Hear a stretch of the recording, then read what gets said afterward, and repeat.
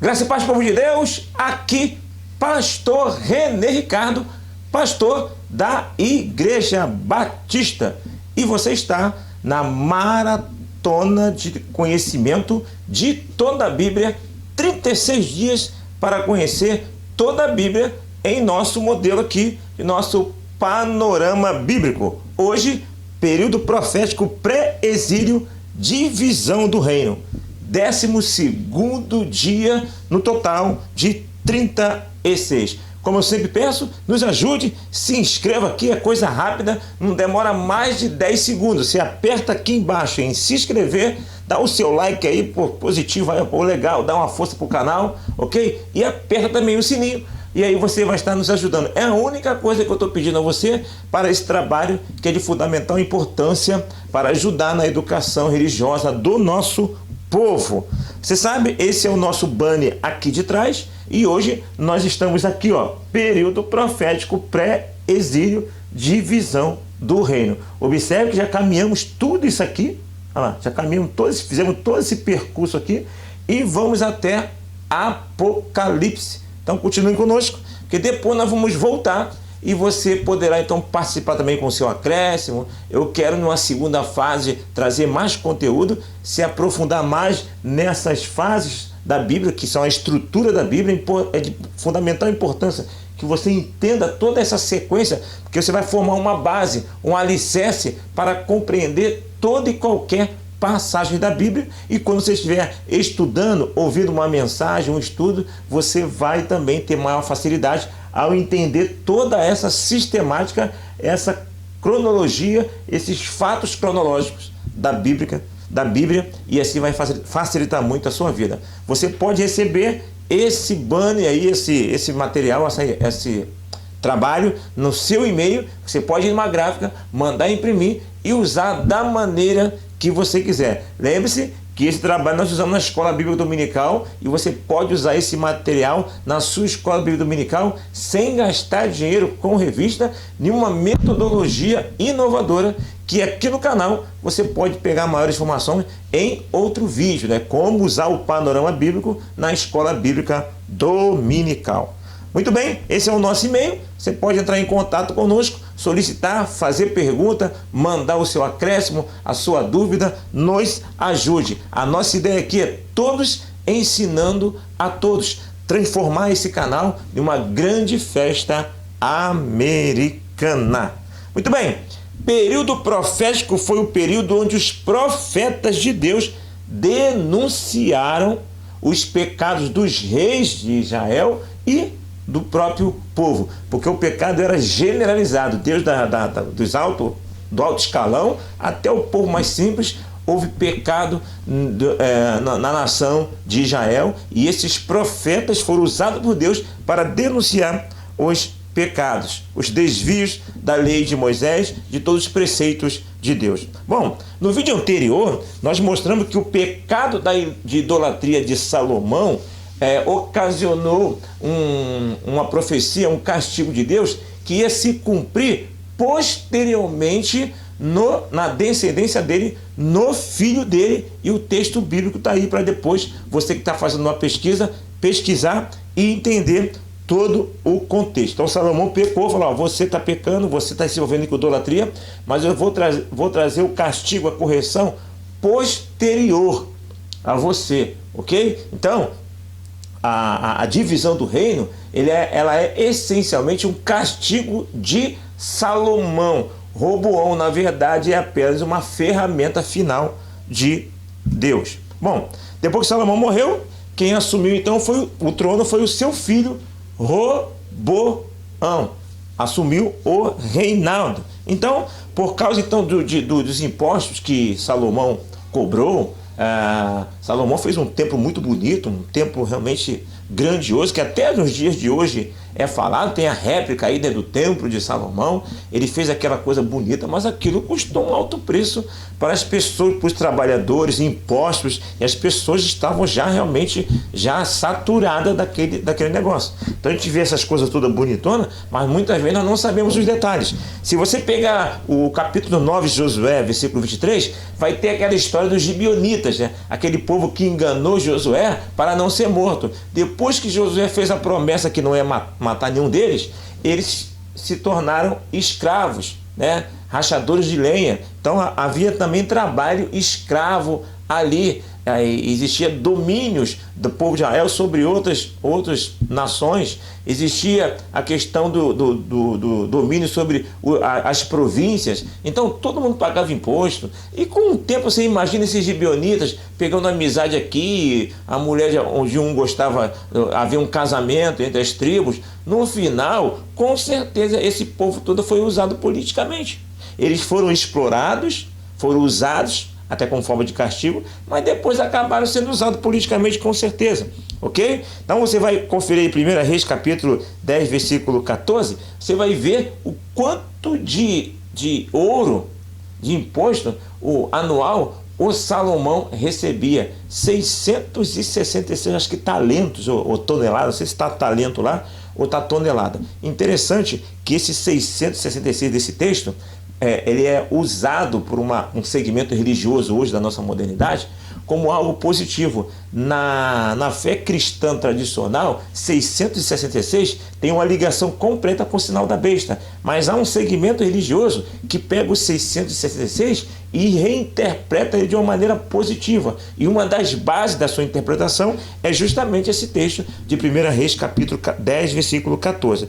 E em 1 Reis capítulo a 12, você vai ver então a história aí de Roboão, onde uma comitiva chega perto dele, fala assim: seu pai trabalhou assim, assado, teu pai foi muito pesado com os impostos, nós estamos aqui para fazer um apelo a você para que realmente as coisas sejam mais aliviadas agora. Ou seja, foram lá fazer uma solicitação e até para verificar se Roboão ia pegar mais leve. E aí o Roboão então pede um tempo para pensar, acho que são 3 dias, não é isso? Vai lá e conversa com os anciãos dão um conselho: rapaz, faz a politicagem, rapaz, chama o povo para você, não pega pesado não, dá um jeitinho lá. E o pessoal da antiga lá dá bons conselhos para Roboão, dá um conselho mais político, mas Roboão não satisfeito, talvez até querendo ouvir aquilo que ele gostaria de ouvir, pergunta aos jovens, e o jovem fala: que dá mal, não havia nada, vai lá, depois, se teu pai foi pesado com ele, seja mais pesado ainda. E aí o Roboão vai lá e dá a resposta: meu pai foi pesado com vocês, serei mais pesado.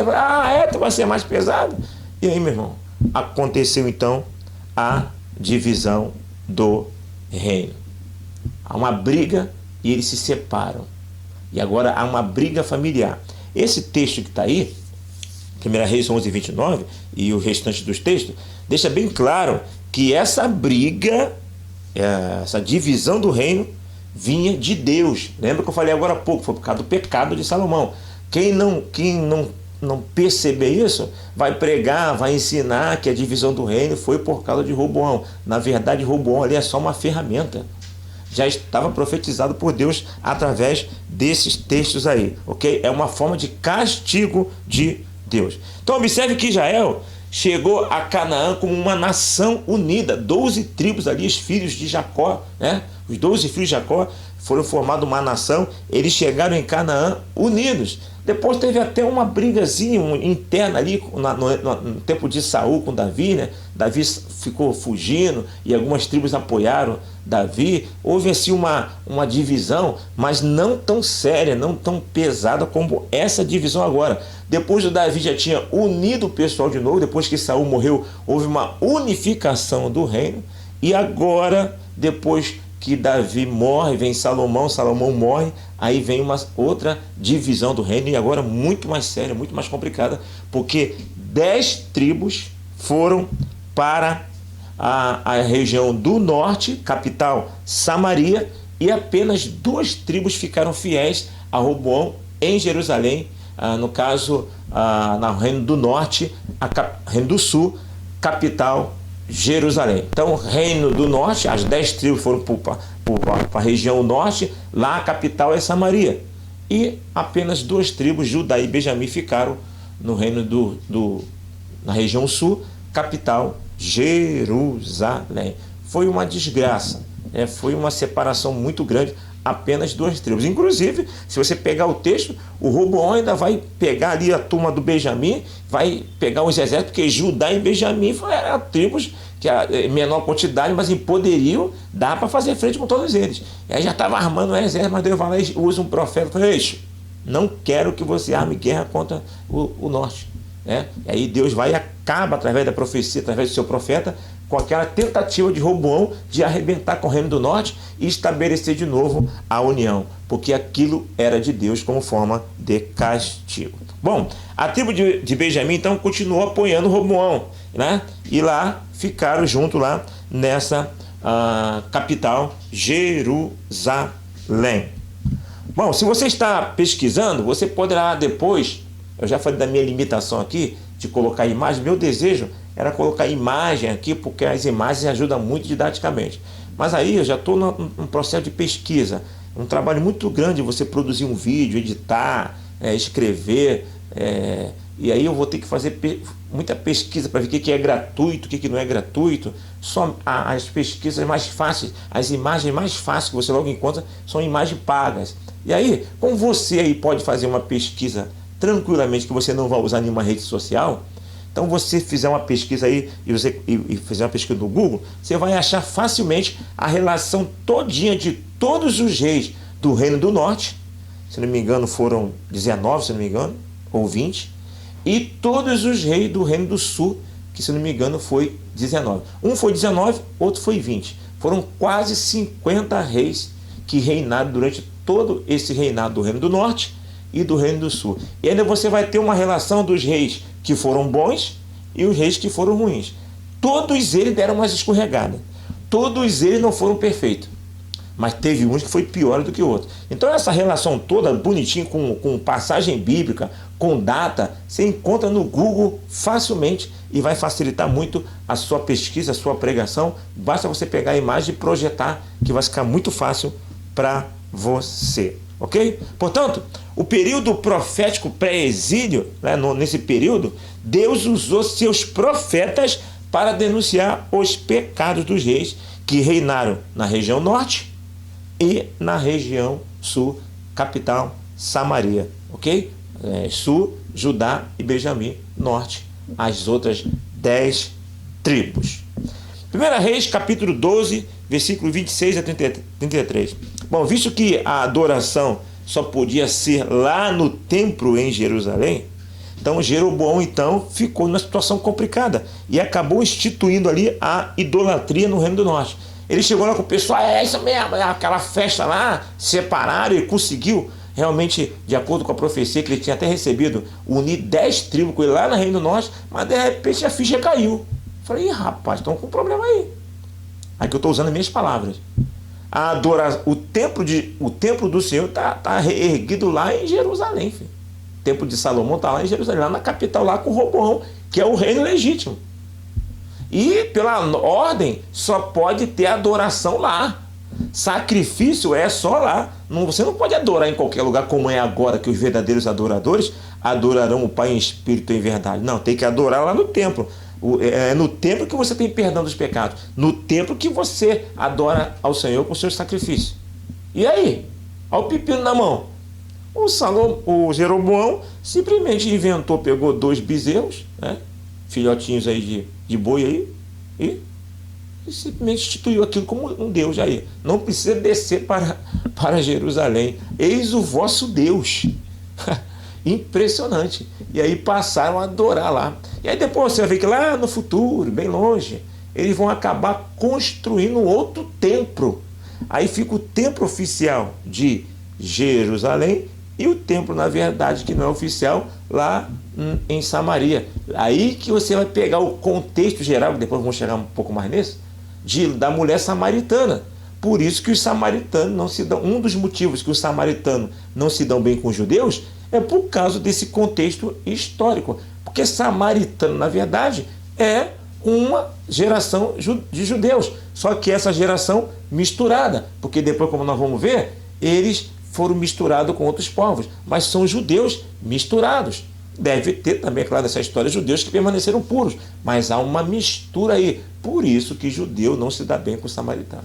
Na verdade, samaritano e judeu é uma coisa só. É como cristão batista, cristão pentecostal, cristão presbiteriano, cristão da Universal, tudo é um povo só com realidade diferente. Samaritano é simplesmente uma classificação de judeu, só que um judeu misturado, ok? Então essa idolatria, viu, perseguiu o povo de Israel, isso que Jeroboão fez, perseguiu o povo de Israel por muitos e muitos anos. Foi uma desgraça na vida do povo de Israel. E me parece que relembrar esses pontos, né? Que foi Josias. Só na reforma de Josias é que esse mal, esses bezerros foram totalmente destruídos, se não me falha a memória. Muito bem, vamos para as nossas aplicações práticas. Primeira Reis 11:38. Jeroboão ouviu a palavra profética de sucesso, mas não correspondeu a ela. Preferiu o guisado da idolatria. Se você ler o texto, o profeta Aías encontrou Jeroboão, pegou a capa, rasgou a capa em pedaços e deu 10 pedaços na mão dela. Você vai reinar sobre 10 tribos de Israel. Jeroboão. E aí, ele ouve do profeta, se você fizer direitinho, se você fizer a vontade do Senhor, andar, tu vai ser próspero.